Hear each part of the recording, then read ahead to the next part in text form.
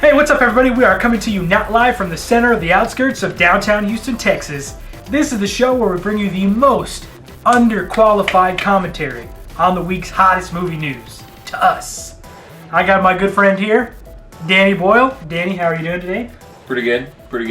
Kind of a slower week in movie news, but still some interesting stuff going on. It is. Lots of speculation happening this week. Yes, It is what you might call rampant. We have rampant a speculation. new case of Ebola in Texas, just 4 hours away from us. ISIS still raging in the Middle East. Lots of stuff related to movies. The economy hasn't totally recovered yet. Am I right? Yeah, Have I missed any other breaking world news? Well, let's not forget our good friend Ben Affleck shooting his mouth off on Bill Maher about Muslims. About ISIS. Yeah. All Muslims. We got the elections coming up. Oh, yeah. Midterm elections, and we are going to talk about none of that right now. None of that. Because this is the week's hottest movie news to us. To us, yeah. You see that? So box office? Box office. That's where we start. That's where we shall go right now. Gone Girl, 26 million.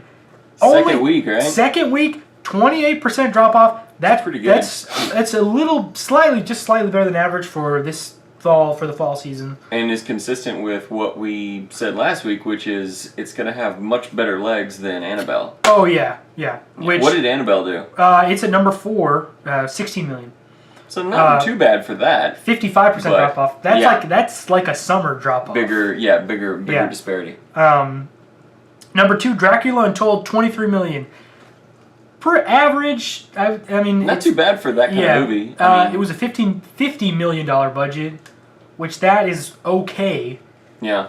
But it's really great when you consider what it was they were expecting it to make, which was like 10 million. Yeah, it wasn't tracking strong. At the lowest, and then 13 million was, I think, the highest projection. Yeah. Which is pretty crazy. Well, and they need those higher numbers if the rumors are true, and they're going to try to tie it into future. Right.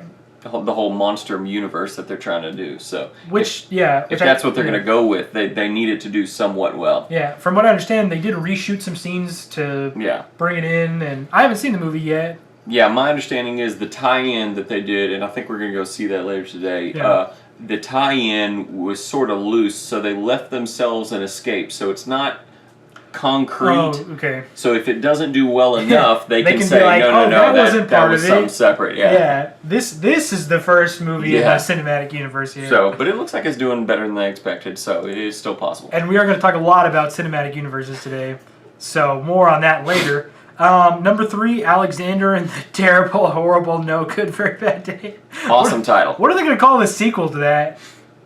Alexander 2? Are they just going to scrap it all? Yeah. Is there an acronym you can make out of that? Or it's based on a book of the same name. Based on the novel Push by Sapphire. From the 60s or something. It's like pretty old. Yeah, it's a little bit older. I mean, it's a children's book. Are there sequels to this book? I don't know, but it's one of those, and we'll get into this with the whole cinematic universe discussion. But if it makes decent money, they'll make a sequel. That's just the way it works. Despite the silly title, it's getting good reviews, and audience reviews. Everybody seems to be happy with it. I mean, it's in the context of what the movie is. Yeah. People that are looking for, the next Star Wars. This might not be what it blows your skirt up, but because Star Wars fans wear skirts.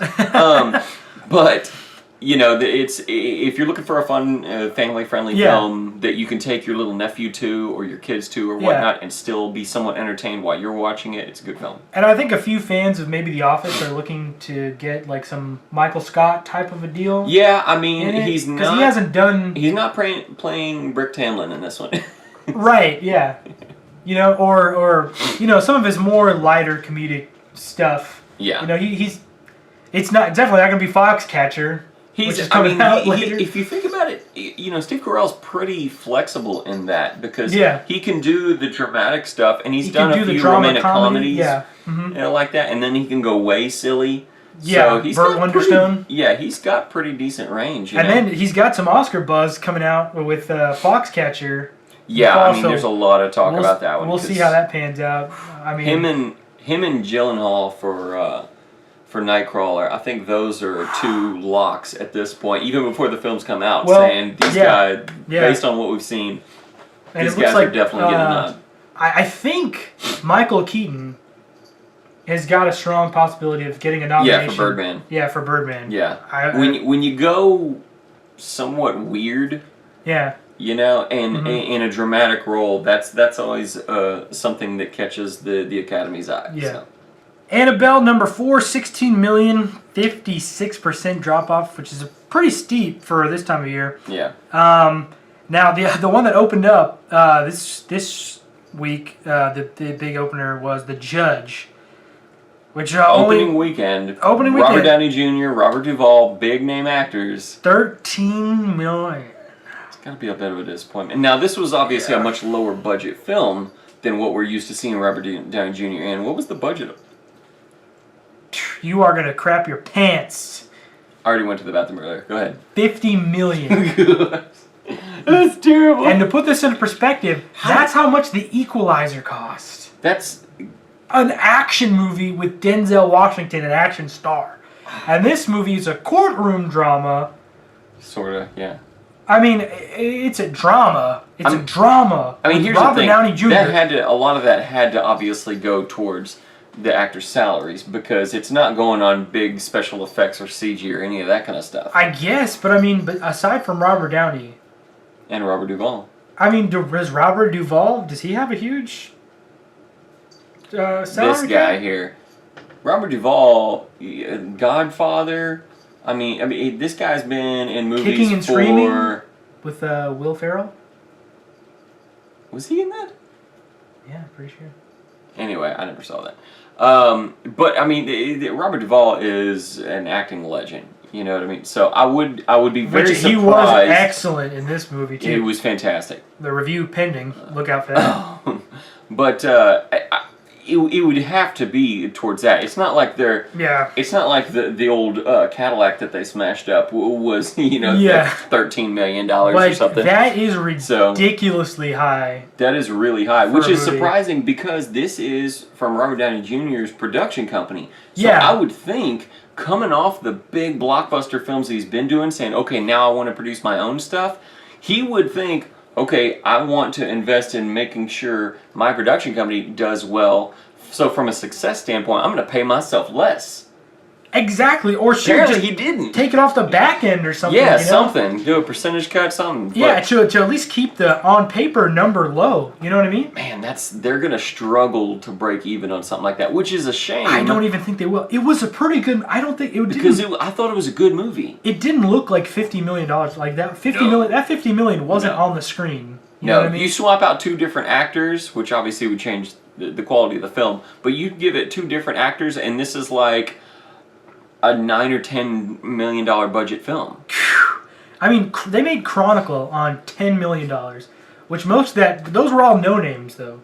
Yeah, it was, and that's the difference. And they sold it on special effects. They spent it all on special effects. Yeah. That's what they sold it. Okay, and then you've got, imagine if Robert Downey Jr. wasn't in it. Like, who is a name that's recognizable that you could have put in there that could have pulled off the acting equally well?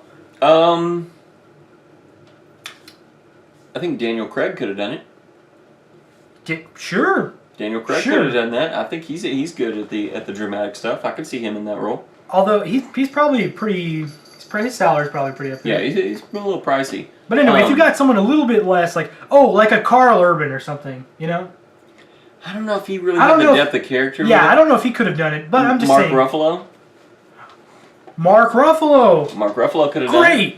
Great idea. You know, and he's the Hulk. He's not Iron Man, so he's a little bit less. He's not like the biggest movie star, but he's a recognizable face. People know his name and his face, or at least his face. You know what I mean? Yeah. And he has the acting talent. He could have done it. They could have slapped. They could have cut this movie down to like $30 million. But it's still, I don't even think it's going to make its money back. That is terrible. And really disappointing. So don't let the box office numbers fool you. Yeah, it's worth seeing. Yeah, it's worth seeing. Yeah. It would be a very great rental, I think.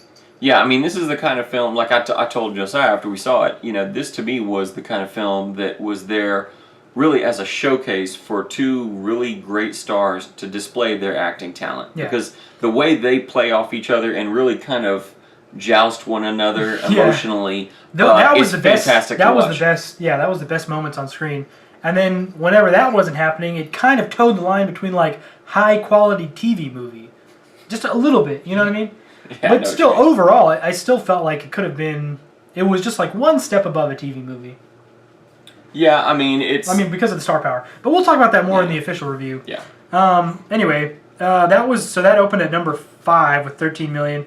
The Equalizer dropped down to number 6, 48% drop there to 9 million.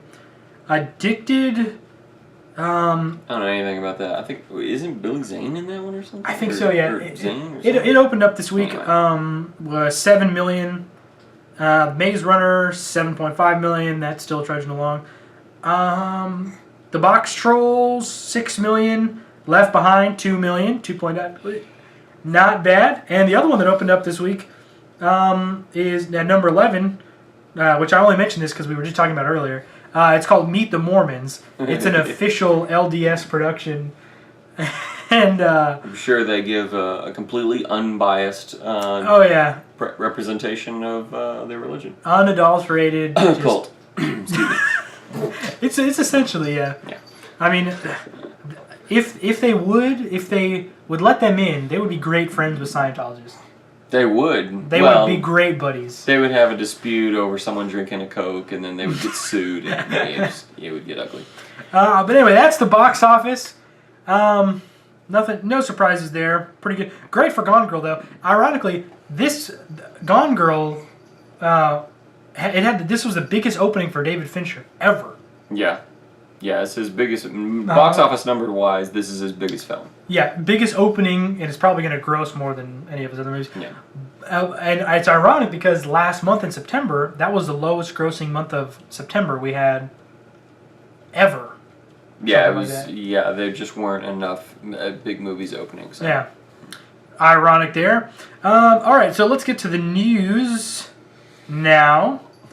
What do we want to talk about first? A lot of news. Okay, let's talk about a few rumors. Iron Man 4, which is coming. Oh, wait, no, it's not coming. Well, yeah, no, it's confirmed. Well, it is confirmed that it's not. It's confirmed. They're for sure not making this movie. Maybe. Yeah. Maybe. So did you watch the clip where he was talking to Ellen? Yeah. DeGeneres. He's like, there's a script for Iron Man 4 out there.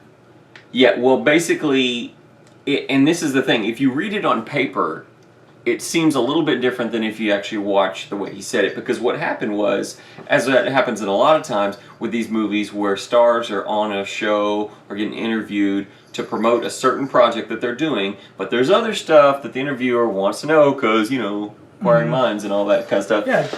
So she's asking him about Iron Man and everything while he's trying to promote The Judge, which has got to be annoying, but he's a big star, so he's used to it. So they're kind of going back and forth, and she's trying to keep it light and everything, and she keeps poking, and then finally she kind of backs him into corners wanting a yes or no, and so he goes, "All right, you got me, yes." But here's the thing.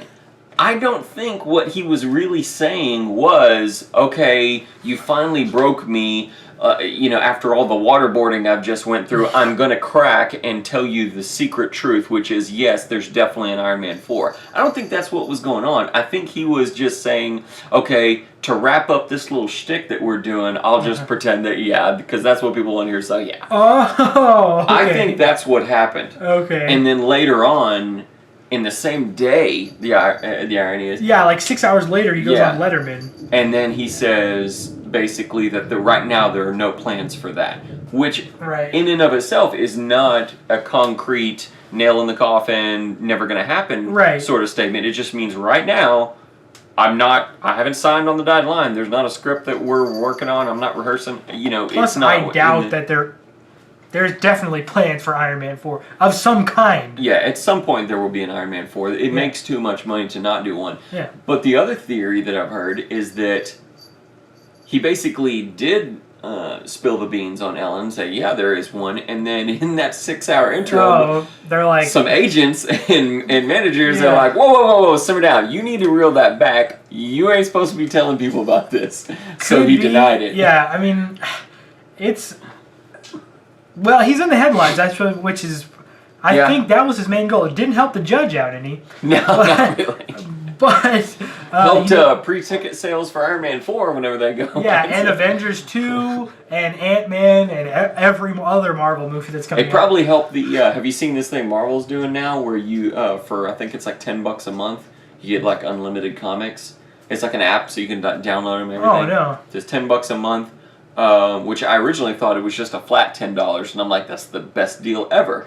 But then it's like $10 a month. I'm like, okay, so it's just a okay deal. But, you know, if you like to keep up with comics, and if you're the kind of person who's getting into the whole comic book movie genre, and you want to know who the heck these people are, that's actually a pretty good deal. $10, and you can read all the back issues, pretty much every Marvel comic ever. Now, if you're trying to learn more about who Brainiac is, who's rumored to be the villain in the Justice League movie, that won't help because that's DC.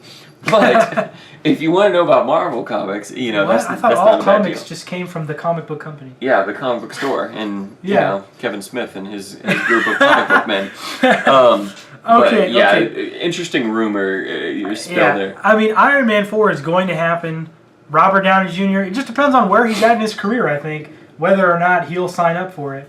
And I think, Marvel is getting to the point where they could, where the Marvel star power of just the name, the brand, is bigger than any one actor, including Robert Downey Jr. Yeah. I think he would probably be the closest. Yeah, but I think already at this point, I think they're already bigger than any one star. Well, because let's be honest, Chris Pratt is making a name for himself, but before Guardians of the Galaxy came out, he was a rising star, but he wasn't a huge star. In fact, most people, you show them his face or let them hear his voice, and they'll say, yeah, that sounds and looks familiar. But if you say the name Chris Pratt, they'll be like, what was he in? You know what I mean? Yeah. And now you put him in that, and it did fantastic. Nobody. Yeah, it wasn't because Chris Pratt was in it. Yeah. No, it had nothing to do with the actors. I think it even had less to do with James Gunn. I think he had a good portion of it, but I think it had more to do with... He had some good influence in it, but it was the Marvel structuring that they do very well, saying this is the formula for a good film. Yes. And my suspicions will be confirmed. This will be confirmed when we see Ant-Man, and we see this random director that they just picked out of a hat. After they kicked... Yeah, after they Edgar Wright, and they just grabbed Peyton Reed. We'll see if that movie is great. If it's a Guardians of the Galaxy or a Captain America 2 or something, then I'll know for sure that this Peyton Reed guy, he has no talent. I mean, he has enough talent not to mess it up. Yes, basically, that is his strongest. Which, if you think about it, is kind of, I would think, possibly a deterrent to some of these directors, because if you come in there and your personal you've got a taste vision, and your flavor you've got a strong vision, get to be what is the prevalent feel of it, you're basically just a number. You're data entry. Yeah, exactly. You're saying take this, tell them do this. That's why do that. That's all you're doing. Yeah, and Edgar Wright was, I think, the closest director that does have that strong vision and stuff for his movies, but it was willing to play ball. He was the closest one. I think anybody else, they're never going to land a Fincher or a Tarantino or, another, Nolan, up-and-comer like Nolan. I don't even think we'll see someone like a Spielberg do it. Oh, no, for sure. But, even though he is comfortable doing all different types of movies, he still has that kind of epic storytelling style. Yeah, that he'll want to do his fairly unique to Spielberg, and it doesn't quite fit into the little mold that Marvel has. Exactly, and that's why they're never going to get anyone quite like that. Edgar Wright was the closest one that they could, and he fell through the cracks. But the flip side of that is, if you're an up and coming director who's still trying to cut his teeth in Hollywood, that's a great way to say, hey, I have this movie on my resume. Yeah, exactly like the guys who directed Captain America 2. The Russo brothers? The Russo brothers. They weren't a name. They did some television shows and a couple comedies, I think. Marley and Me or something like that. That one with Owen Wilson. Yeah. And episodes of Community. No, it wasn't that one. It was a comedy with. I forget the name of that one. Anyway. But You, Me, and Dupree, I think. Oh, okay, yeah. They directed that. But I mean, the Russo brothers, Peyton Reed, nobody. James Gunn, he had directed two other movies. Slither and what was the other one? Super with Rainn Wilson. Yeah. Those weren't big hits or anything. People liked it, but I mean. But here's the other thing. Before we move on to the next topic, here's one thing that this rumor stuff says to me, and this is something that a lot of movie watchers or movie followers seem to not be able to understand. I don't care how big the star is or how closely connected to the project they are. If your name isn't CEO of Marvel, if you are not like director of film projects or something like that, if you are not an official representative of the production company and the studio, what you say doesn't matter. It's still a rumor. If I say Iron Man 4 has been confirmed for next Friday, that doesn't mean anything. No matter how much I know about all the Iron Man projects up to this point, I don't make those decisions. The thing that people don't seem to understand is just because an actor is a key figure in that character, he's still an employee of that company. Yeah. He doesn't call the shots. So people seem to think that like guys like Gwyneth Paltrow's been in the news running her mouth a bunch of nonsense. Oh, yeah. Okay, if she comes out and says, "Oh yeah, we're looking at doing this," and Pepper Potts, she's got a real important role in the next one and everything. She doesn't know all the details. I guarantee you. You hear all the time, at least once a day. You see stories on these different sites saying such and such actor has expressed interest in playing this role. Yeah. Oh, you mean an actor wants a job? No way. That's crazy talk. Of course they would love to play a role. That doesn't mean anybody has offered it to them. Wait, are you confirming the Gwyneth Paltrow spin-off movie? She does have superpowers now. Yeah, she's got the extremist. She can, melt steel and stuff, and apparently instantly knows karate. So and she's got that fireproof workout gear. Yeah, the sports bra didn't burn off, which is impressive. So yeah, there you go. Beans. Yeah, but when you go to the Apple Store and buy an iPad, that employee doesn't know what the iPhone 7 is going to look like. You know what I mean? Nor does he have any decision-making power over what's going to go into the iPhone 7, or whatever. Unless Tim Cook announces it, it's all rumor. Yeah. So, go to applerumors.com for that stuff. Okay, now the other rumor involves Spider-Man. There's a lot of rumors revolving Spider-Man. Let's go through all of them. One is that they're thinking of recasting Andrew Garfield. Another rumor is that the Sinister Six movie is going to be a soft reboot of the franchise. Another rumor is that Sony or Marvel are trying to work Spider-Man into the Avengers universe, possibly Avengers 3. Okay, let's break down all of these. Okay. So the recast first. Yeah.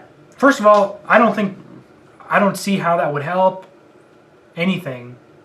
In fact, it might hurt it because Andrew Garfield, he's the face of Spider-Man now. He's the most recent face. And to be honest, I think he's done a good job. Yeah, he's pretty good. I mean, for the Peter Parker and Spider-Man that they are trying to portray, he portrays that pretty well, I think. Yeah. And Gwen Stacy too, she was great. But anyway, so changing up, I think it'll just cause confusion and kind of sort of disillusionment. Like, oh, are they? If they change actors but keep it in the same universe, it's like, oh, are they rebooting it again? Yeah. If a lot of people still like and think of Spider-Man as Tobey Maguire. Yeah. Like to this day, I mean, that was just 2007. That was 7 years ago. But here's the thing: it's not like a whole new generation. If you looked at Spider-Man 2 and said, "Oh, that was a hot mess," the hot mess was not created by the actor playing the role of Peter Parker. Exactly. It wasn't. I almost said Tobey Maguire. It wasn't Andrew Garfield's fault. See what I'm saying? Okay, he did a good job yeah. for what he was told to do. Yeah. And again, this goes back to my last one. He doesn't run the movie. He doesn't make those decisions. In fact, if the rumors are true, even the director of the film didn't run the movie. The studio was coming over there with a bunch of guys with a cigar saying, hey, add this guy in at the end there. I think that would be good. Hey, Shay, yeah. we got these new characters. There are too many cooks in the kitchen. You know, that was the problem with that. So Tim Cooks. Unless there's some sort of big falling out between Andrew Garfield if Andrew Garfield wants to be an artist and Sony, unless there's a big falling out, unless there was some sort of big scheduling conflict where they just decided it's going to be way easier to let him out of this contract and get someone else rather than delay shooting or whatever, unless something like that happened, there's no way, because I guarantee you they didn't sign him for a one-picture deal. Oh, yeah. Okay? Yeah. They've got him for more. The big At thing, least 3. And the only other thing is if they just looked at this and said, okay, this did so much more poorly than we thought it was going to be. Going forward, we know we've got these future projects. Maybe we need to change the tone, and we think a different actor would better fit that. But that's a big, big if. At this point, I think they need to stick with Garfield. Yeah. Stick with him. Work with him. Cut down the scripts to be more streamlined and more focused on work on your problems. Characters. Yes. And he's not one of the one of the problems. Don't fix something. Don't offer solutions to problems that don't exist. Yeah. Okay. Okay. Yeah. Streamline your scripts. Cut out the fat. You know. Get rid of some of the cheese. Yeah. And you'll have an awesome movie, and people will love it. People want to go see Spider-Man. Sure, absolutely. They want to watch it. As terrible as Spider-Man 2 was, it still made what, like $600-700 million? It made huge money. Yeah. Yeah, it's ridiculous. So okay, now the other rumor is that Sinister 6 could be a soft reboot, which I guess this could work into the... As opposed to a hard reboot. Yeah, which I don't understand. I don't even know what exactly that means. I think it means they're going to change some stuff, but not completely change it. In other words, and this kind of ties into what I said earlier, if they're going for a tone change, if they're saying, okay, this isn't quite working, it's a little too campy, let's go darker. So we're going to keep some of the characters in, but moving forward, it's almost going to change into a different type of universe that we have Spider-Man in. That seems to be what this rumor is implying. Yeah. And of course, if they kept, the guy that played the Lizard, if they keep some of the other characters in there, keep what's her name for Aunt May, Sally Field. Yeah, Sally Field. If they Paul keep Giamatti. some of those characters, Paul Giamatti and so forth, but like recast Peter Parker and change it to a darker tone, then it's not a complete reboot, but it's very much a departure, so you could kind of do that. I'd be down for that if they were in for just like a kind of a tonal shift, but not like a... And then maybe they rewrite some of the backstory, maybe? Like, they do some flashbacks and sort of change some of the things that previously happened, you know what I mean? But see, this is I don't think that's something you can really do. Yeah. Big reboots is one thing because it's clear cut to the audience. But even look at The Dark Knight when they replaced what's her name with Maggie Gyllenhaal. Okay, even that people were like, "What the heck? Why is she not in there?" Iron Man 2 when they replaced Rhodey. Yeah, they replaced Rhodey. Okay, even that one, it does sort of take you out of it. If you're going to The Amazing Spider-Man, the first one with Andrew Garfield, you see him on there and you don't think, hey, wait a minute, that's supposed to be Tobey Maguire. You understand this is a totally new universe. Right. If you're keeping everything else the same and changing some of it, I think you confuse people more than you help shift them towards something new. And you run the risk of having people not see the movie. Yeah. You know what I mean? And they're like, it reeks of lack of commitment. Right. And that's the biggest concern when you're thinking about these decisions, you know what I mean? It's like, is this going to draw on more people or is it going to take away more people? Yeah. You know what I mean? And I think it's going to Yeah, I think that's the silly one. Yeah. But the biggest rumor is that they're trying to work. Now, I could see some execs at Sony being like, "Yo, K. Feige, how can we work Spider-Man into the Avengers?" How can we get these universes to cross over? And I can see Kevin Feige being like, yeah, thanks, Sony. No thanks. You know what I mean? Here's a couple bucks. Give me your guy. Yeah. It's like the Avengers don't need Spider-Man, but Spider-Man could use the Avengers at this point. You know what I mean? I mean, yeah, this is one of those things that to the fanboys on paper seems like just a wet dream. Like, oh my gosh, it's finally happening. All my favorite characters are coming together. Yeah. But here's the thing. This is not a comic book. Okay, in the comic book realm, you see crossovers all the time in different Marvel lineups. And you know why? Because they're all Marvel. So it doesn't matter. Yeah. All you need is, hey, bring this guy over here, draw on this piece of paper. Okay, we're done. In the cinematic universe, it's totally different. Fox, Sony, Marvel Studios, they're all different. Okay, so the guys in Avengers are Marvel characters. But Spider-Man and the Sinister Six, Gwen Stacy, Mary Jane, all these characters are not Marvel characters as far as the movie is concerned. So it's basically a legal battle, okay? Sony as a company, not just Sony the movie company, but Sony that makes, you know, CDs and I can let my dog out real quick. You can keep talking. No, we'll cut it and... Go. Go. You're free. Okay. So Sony, the big company, the one that makes electronics and stuff, the big worldwide conglomerate and everything. They own Sony Entertainment. They're doing very poorly financially, so that's probably what's partially driving this. Now, Sony Studios isn't doing as poorly as the rest of them because, like we said, you know, the last Spider-Man 2 made quite a bit of money. They've got the Equalizer. They've got some other movies too. But they are somewhat syncing with the mothership, if you want to call it that. So they could use the money. The question is, if they lend the Peter Parker Spider-Man character to a Marvel film, number one, how big a role is he going to play? Yeah. How much screen time is he going to have? How is he going to be represented in the movie? Yeah, is he going to be the same character? Is he going to be the whipping boy? Or... Yeah, exactly. Plus, how do you merge everything that's happened in the Amazing Spider-Man movies with everything that's happened in... Because nothing in the Spider-Man movies has even hinted that all the stuff with the Chitauri and all that has even happened. Yeah, exactly. Like, the alien invasion on New York didn't happen in Spider-Man's world, obviously. Does he live? He lives in New York, right? He doesn't live in... he lives in New York. Yeah, because he doesn't live in, like, Metropolis or Gotham or one of these fictional... Yeah, he fights crime in New York. Yeah. The Avengers are in New York. They would have to reconcile... I mean, the only thing that I could think of that they could possibly do is say that, like, Spider-Man is in, like, another dimension, like an alternate dimension, and they, like, somehow bring him in, maybe with, like, a Tesseract type of a deal. But see, then you get into multiple Earths and all this kind of stuff, and it gets really complicated. Well, here's the thing. Imagine if the Tesseract brought Spider-Man into the Avengers universe, right? Right. And then at the end, he goes back.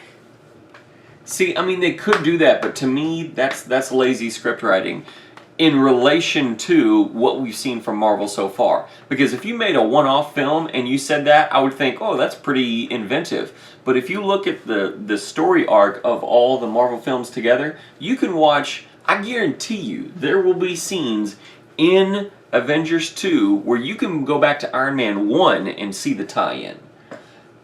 Feige has got this thing plotted out to like 2097, okay? They know exactly how everything's going to go. The films cross over. There's a continuity there. You start saying, hey, at the last minute, we're going to change this up, that's going to mess with some stuff, because nothing in any of the Marvel films so far have even hinted at that. Well, they have hinted at that there's other dimensions out there. I mean, Thor's in another dimension. Well, he's not different. Well, he's... It depends on how we define dimension, but yeah. Yeah, but you see what I'm saying, right?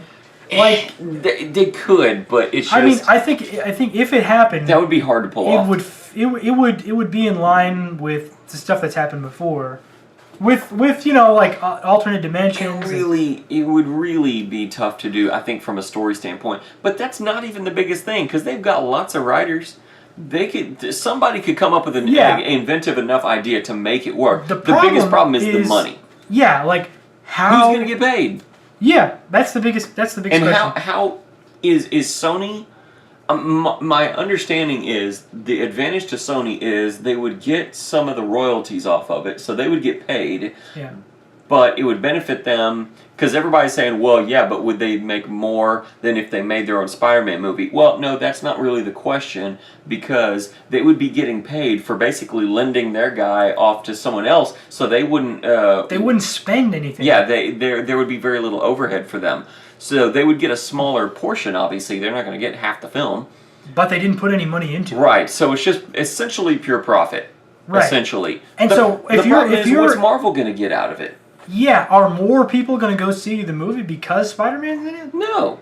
No, the same people, that $600 million, those people that went to go see Spider-Man, those are the exact same people that are going to go watch Avengers 2 and Avengers 3 and Captain America 3 and Guardians of the Galaxy 2 and all those movies. I understand there's some people that'll watch like Avengers and maybe they won't watch Captain America because that's not their flavor or whatever. Yeah. But if you're doing a big conglomerate film like an Avengers, everyone, that you're bringing him in, if he's a B character being brought into the next like Thor film or something, it might not.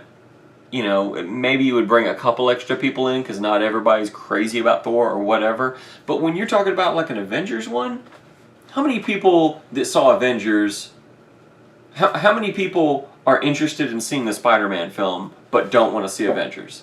Nobody. And that would be your target audience. Yeah.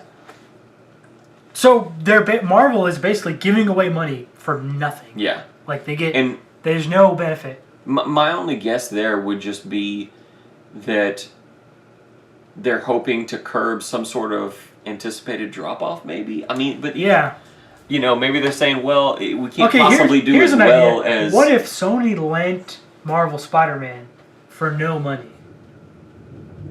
But why would they do that?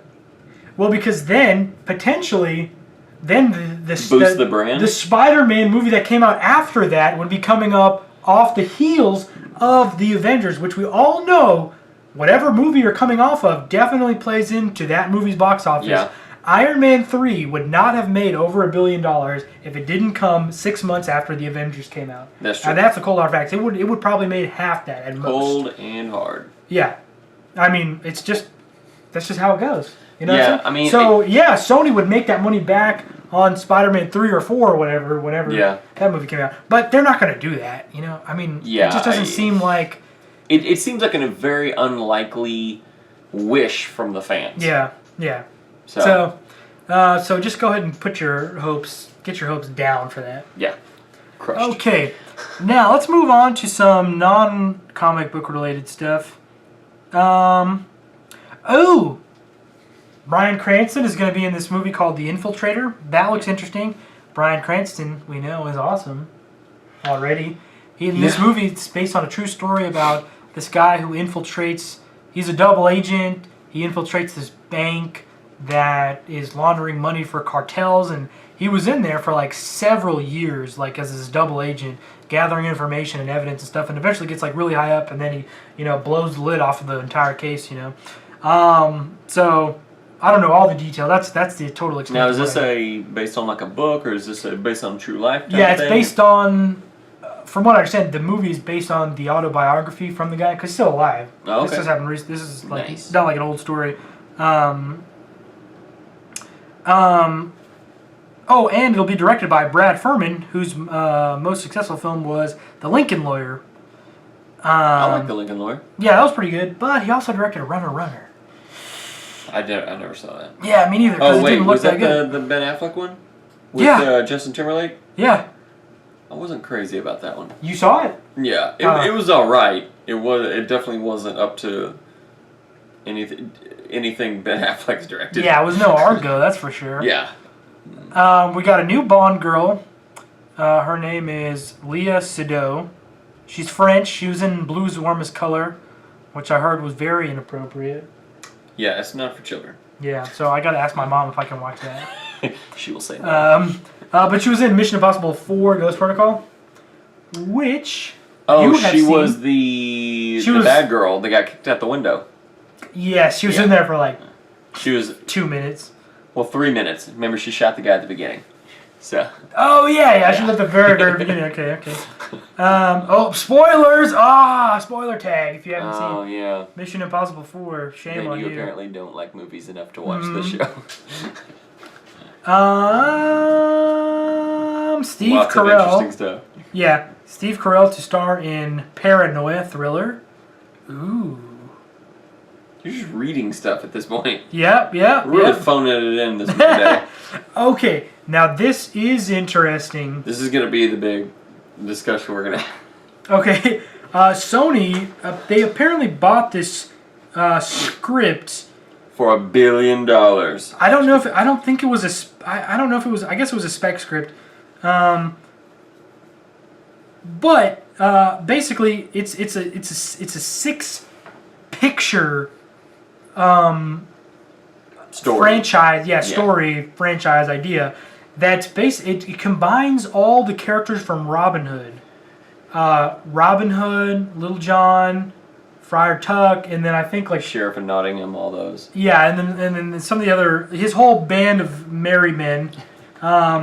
Merry Band of Thieves. Will Scarlet. Yeah. And it's essentially a cinematic universe style set of movies that they want to do, set in medieval times, and so basically, Not the restaurant. Yeah, Robin Hood is like the front runner, and then he's got his whole team that he assembles, and they basically do archery stuff, yeah. Missions, and then they'll each have like their own spin-off movies, and then it'll culminate in like a big team up. Of all of them together. It's like, imagine Robin Hood, Prince of Thieves with Kevin Costner, split into 6 films. It's basically what it is. Well, when you put it like that, it sounds like a terrible idea. When I put it like that, this is a terrible idea. Okay, this is not like someone saying, I've got this idea for this character, and I've also wanted to do this character. Maybe I could make this film and this film and this film, and then possibly write it to where we combine it. No, they're saying this is a story that currently exists. It's existed for a long time. This is a very old tale. Okay, with all these different characters, we're trying to split them up and then recombine them, even though they're already combined. It's ridiculous. Yeah, and okay, so apparently the rumor is that they're going to make this one movie called Hood. That'll have all of them. Where Robin Hood is in. There will be all of them, and then that will spin off into their own individual movies, which... Because Will Scarlet is such a deep, fascinating character. People want to know more about Will. Well, and when I say it, when I was just reading it, it sounded like, okay, that's okay, cinematic universe, whatever. But then when I just said it, then I was like, wow, that sounds really bad. When you say it out loud. When I vocalize it, I just get this knot in my stomach. So you're saying these studio execs are reading too much and not saying it out loud enough? Yeah, studio execs, read your ideas out loud. It'll really help you know if it's a bad idea or not. But, this is right in line with Universal. It's trying to get their monster cinematic universe going. Sony is trying to get their, Spider-Man, villain universe. Villain, which is crazy. You know what they should do? Just turn all their villains into heroes. Yeah, I still don't know how they're going to do that, because how do you have a villain movie with no hero? That doesn't actually work, okay? Even in horror movies where the villain is the central character, someone is fighting against them. Someone's fighting on the side of good. You have to have a protagonist. Yeah. Well, here's what I'm thinking. They have the villains fight worse villains. Yeah, so you become the anti-hero. Yeah, so it's like the stages of good. They're basically trying to turn murderers into good guys that you root for. Yeah, you've got the superheroes that are on the far right. Okay. And then you've got the most vile of villains, detestable, on the far left. You realize this is your left and that's your right.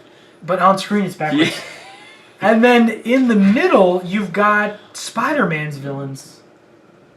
And they're close enough on the scale of good and evil. I get that's what they'll probably do. The problem is, and this is what we were talking about earlier, this whole notion of an expanded cinematic universe.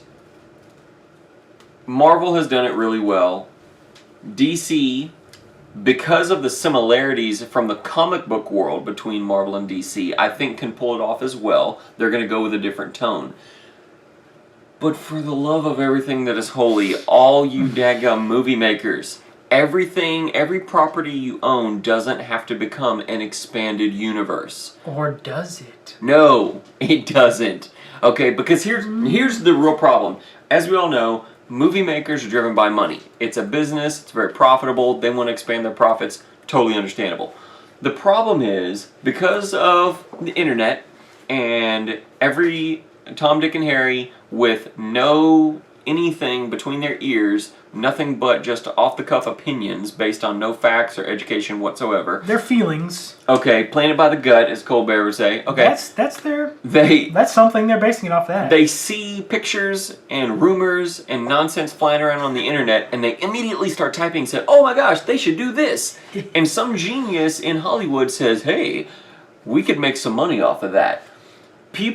We have gotten away from these stories where there's a beginning, middle, and end, where they develop a character, make them intriguing, make you invested in the character, and you want to see what happens, and then something happens, and you see them, and they triumph, or they get defeated, or whatever, and then wrap, curtain, end of film, credits. Even on non-comic book films, people sit around wanting to see a post-credit scene teasing the next film. It's the end. Yeah. We need to go back to like in the 40s where it said "the end" at the title, so just, leave, get out of it. Go home, get your camera, make a review, and keep enjoying the movie that way. Yes, but people don't do that. They want to see more, and because they want to see more, it's led to scriptwriters making stories where there isn't a definite end. Everything's left open with a ... and they have to continue it. And people don't appreciate these films like The Judge, which had an ending. And that was it. And was Robert Downey Jr. great in that story? Yes. Yes, he was. Do I want to see what happens next? No. That was the end of the movie. It's over. That's how I feel about it. The thing that really feeds this... Okay, first of all, Marvel did it really well. Yes. So when you see something good, you want to see more of that good thing. So that obviously plays into it. But I think also TV has gotten a lot higher quality over the last decade. Like, TV has just gotten better and better, and there's more interesting stories. And the thing about TV is... I'm sorry. I just had a panic attack. I thought my top was down on my car. Oh my gosh. You're going to have to edit that out. Oh, no, that's staying in there. Oh, dude. I totally thought for a second I didn't put the top up on my car, and it's been raining this whole time. It's been raining. Yeah, why didn't you think of that sooner? It's been raining this whole time. The whole time I was just thinking, I put the top up. I know I put the top up. But then for some reason I had a flash in my head that I left it down. Oh my gosh, that joke just panicked. My heart's beating 90 miles an hour. Golly. We're going to edit this out. That happened once to you, right? Not that I forgot, it's that I knew it was down, but I didn't think it was going to rain, and then it started raining. Okay, but just now, like, you I put it up just because I was like, maybe I didn't put it up. Oh my gosh. Sorry. Wow. No. If it wasn't, my car would be totally ruined right now. Well, good thing you're not going to need it. Oh, that's funny. I'm going to need it for a while. All right. Anyway, yeah. Anyway. TV has gotten really good, and TV is written in that fashion as well. Yeah. There is, like, things build up, and then you kind of get answers, but then they raise more questions. Yeah. And then, the season finale, that was the end of the season. Oh, we got to wait till next season.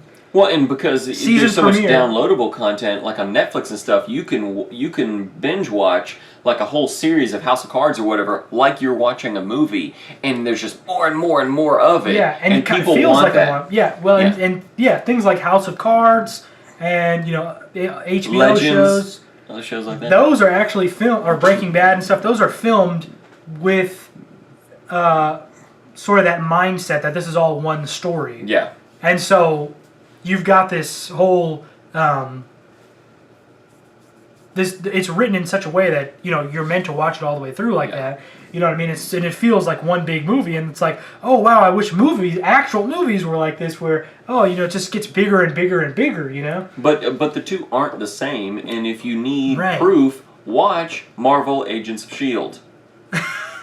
Same subject matter, different format. One's awesome, one sucks. Yeah, I just dread watching it every week. It's like homework. Yeah, and I have to watch it because it's in the Marvel Cinematic Universe. So he has to stay abreast of what's going on with these characters. I do have to stay abreast of what's going on. Because who knows when something happens there that's going to play into the movies. Who knows? Yeah. Who knows? I don't. That's why I got to watch it. I don't know. I don't care. But anyway, we had a few trailers we want to talk about. The big one is Tomorrowland. I forgot the name of it for a second. Tomorrowland. Yeah, George Clooney, Disney. Very secretive up to this point. They really haven't said much about like what the plot is or anything. And really, to be fair, it was just a teaser trailer. We still don't know what the plot of the movie's going to be about. It showed like a couple little glimpses, and then George Clooney says some stuff in his George Clooney voice. And he's and very George Clooney in this trailer. Oh my gosh, he's really just himself, as far as I can tell. He's just playing himself at this point. Yeah, in all his movies. But no bad nipples. Seriously, I will say this: it looks great, to say the least. Yes, I am interested in seeing it at this point. Yes. When we get more trailers that tell us what the heck the story is, I might be disinterested. But at this point, I'm like, that looks pretty cool. When they said I was on board when Brad Bird signed on to direct. Yeah. It's like, Mission Impossible 4, awesome. The Iron Giant, incredible. Vin Diesel's best voiceover work. The Incredibles, incredible. The guy, he makes awesome stuff. And when I saw Mission Impossible, I was like, this guy made The Incredibles? This is awesome. This is great. And honestly, when I saw this trailer, the first thing I thought was like Spielberg. Like, this is the kind of movies that Spielberg used to make. I got that Jurassic Park sort of epic scope. Epic, but like also like just like the wonders of the universe and stuff. Like, this is just like, just like a lot of wonderment. This is awesome. And visually, it looked really cool. Yeah, we didn't. There wasn't like a whole lot of sets. It was a police station, and at the end where you see like the cityscape and everything. Yeah, and like the Tomorrowland. I'm assuming that was it. That looked awesome. Just a little glimpse of it. You saw some guy flies over on a jetpack, and it was like, yes, jetpacks. Yes, that is what I think of when I think of the future. Where are those? Turns out jetpacks are a kind of inefficient way to get around. Michael Jackson had a jetpack in like the early 90s or something. Why don't we have them everywhere here? Well, I heard the guy, the CEO of SpaceX, he was like, it's really an inefficient way to get around this way. That guy's such a negative Nancy. He doesn't have the vision, He really needs to open his mind more. He's a genius, though, dude. He invented shuttles that can take off more than once. They can take off and land and then take off again. Are you done? It's incredible. You and Musk need to get a room. I'm just saying this is the wonder of Tomorrowland that I was feeling. I like PayPal. I'll give him that. I was thinking SpaceX. I'm thinking Steven Spielberg. That's the feeling I was getting. I actually got a little bit of flavor of Hunger Games because she's touching the magical pin. Okay, and I'm like, wait, the Hunger Games pin isn't magical. Is it? We don't know that. I haven't read the books. She had it hidden under her garment, right? When who knows? What's the name? Put it on there. Maybe the Pan Am is in Tomorrowland. Hunger Games.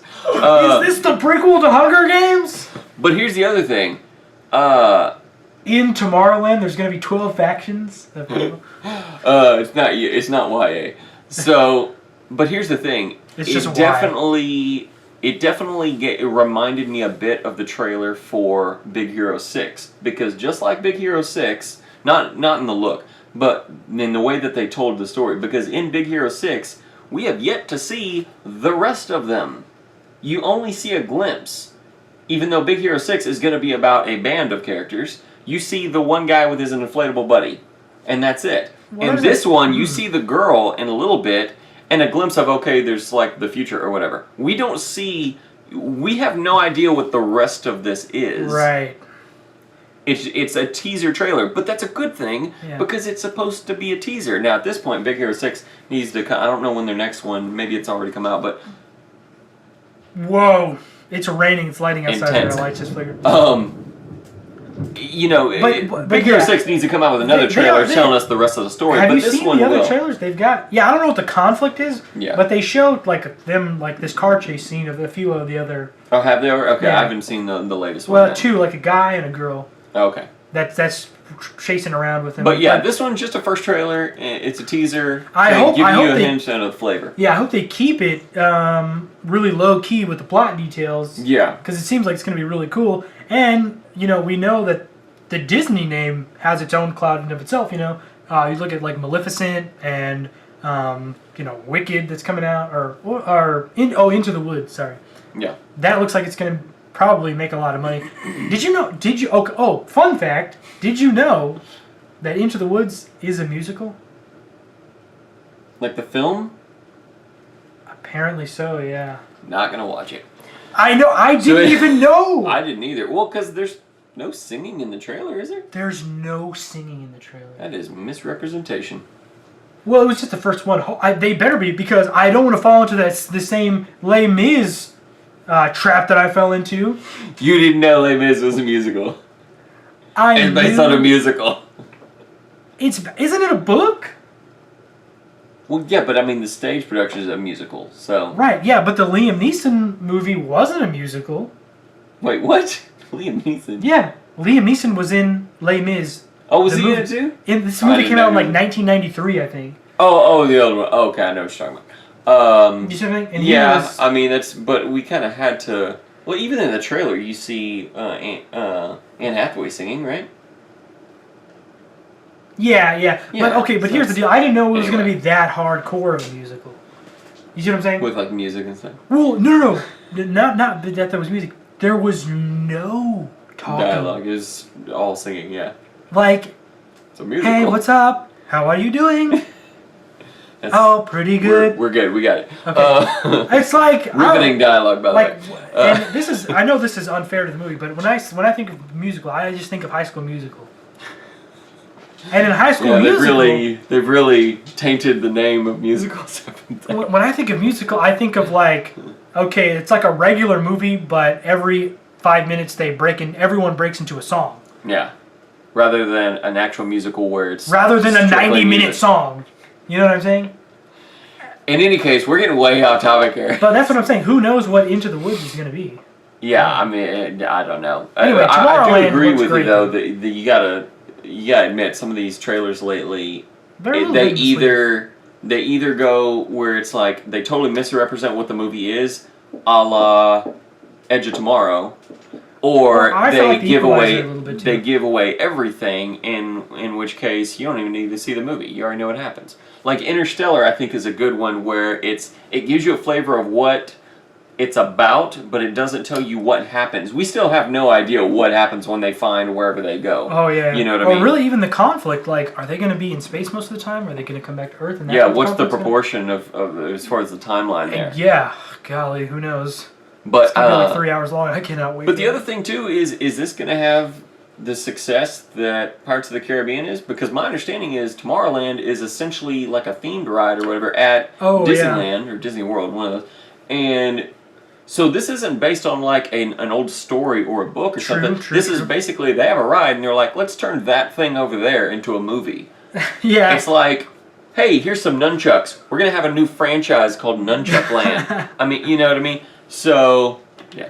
It's not on frame. But yeah, I get what you're saying. But if it does follow the Pirates of the Caribbean success, Pirates of the Caribbean 1 made serious bank. And the rest of them were terrible. So, you know. Well, they all made good money though. Either way. But I think, probably what happened is Brad Bird had this idea and was like, hey, and then Disney was like, hey, can you turn this into Tomorrowland? You know what I mean? Yeah. Yeah. Or something like that. And you see that sometimes people have an idea and they attach it to something more recognizable. Yeah, we talked about that last week with I Am Legend. This guy wrote a great script and Warner Brothers is like, hey, let's turn the script into... adapt it into a new I Am Legend reboot. Reboot, sequel, sidequel, prequel, something. Yeah, sidequel. Well, like 302, Rise of an Empire. Yeah. That was kind of like a side quill. In any case. Anyway, okay. Then the other trailer that came out was what's it called? Hitch 2. What? Or Fury? Focus. Focus. Hitch 2. You think everything is he's in his hitch? No, I was getting that flavor from Will Smith. It was like he was playing like a criminal version of Hitch, mixed in with a little bit of George Clooney from Ocean's 11. And then Margot Robbie is kind of like... she's taking off slightly less of her clothes in this one, or... Yeah. Well, I've never seen her in anything, actually. Well, she was in the Wolf of Wall Street, which I haven't as seen. a very... Oh, you saw it? Not the kind of lady you'd take home to mama, put it that way. But yeah, she seems to have a little bit of that flavor to her, where she's I'm very comfortable being overtly sexual in all of my scenes kind of character. Kind of playing that to her strength. I will say this, it looks interesting. Yeah. It didn't have me over the moon, though. I could tell from the trailer, it could be really fun, but it could also be really stupid. Yeah. We'll have to see, and hopefully the next trailer will give us a little bit more. But it definitely interests me more than any of the other recent projects I've seen from Will Smith. Yeah, it was a little Hitch, little Ocean's 11, and then mixed in with a few drops of kind of Now You See Me. Yes, yeah. That was kind of the sort of feeling I was getting. Which, Now You See Me, that was okay, but really wasn't that good. And they're doing a sequel to that now. Yeah, with Daniel Radcliffe. Yeah. They brought him on as what's his name's son, I think. My cocaine. Yeah. But anyway, yeah, so go check out that trailer. It's Tell us what you think. I mean, it's it looks interesting. It's better than anything I could make, but I don't know if it's gonna be Oscar material. Yeah, it's piqued my interest, but yeah. All right, I think that'll do it. Daniel, you got anything you want to plug?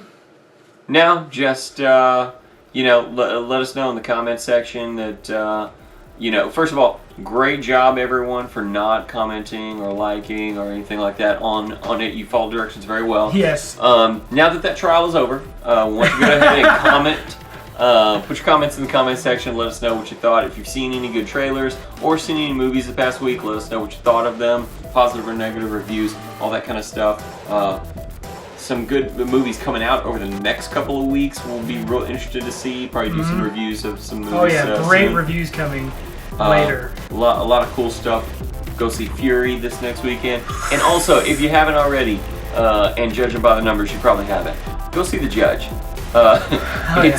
It's worth watching. I mean, Robert Duvall, in my opinion, gives one of his best performances. Really, I mean, he's phenomenal in this one. And Robert Downey Jr. is as good as he ever is. Yeah. So really good story. But that's it for me. How about you? Definitely go see The Judge. Birdman is coming out this week. That's the movie I want to see this week. Birdman. How did we get here? I hate this place. It smells like balls. Oh, classic. I cannot. That is going to. I think this is going to be a classic. This might be a classic. Yeah. A modern day classic. Who knows? But yeah, that'll do it for us. Like, comment, subscribe, or not. Whatever you feel like. Just do whatever whatever makes you happy. Just go out and do that. So, hope you have a great day or night or life, whichever one's coming up next. That'll do it. We will see you next time.